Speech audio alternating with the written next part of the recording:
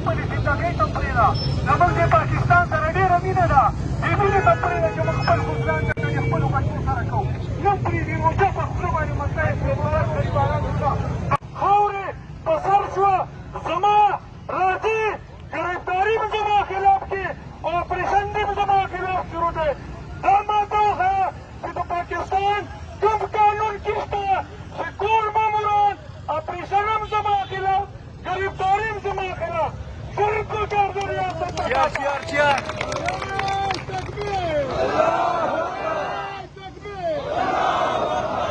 خلک دا وایي سونیان راغلي دي بکنوال راغلي دي پېښور پریس کلب ته مخې ته ناست دي ماحول یې خراب کړی.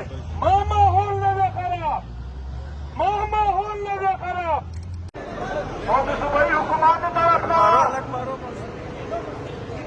د کوم جبر روان ده تاسو ټولو ته معلومه ده ملګرو ایمو ده مارچه د نن پر امن مارچ ده خو زه ده صوبایي حکومت نااهل حکومت د دغه ځای نه دا پیغام یې کوم په د کومې ظالمانه ګروانې شروع دي په اوس هم په بینوکي باندې په سنټر کورم کې په لوړ کورم کې یو ظالمانه اپریشن شروع ده چې په دغې روژې کې د خلکو کورونو ته ورونه ویر کړي دي عوامه هغه یې بېکوره کړې ده.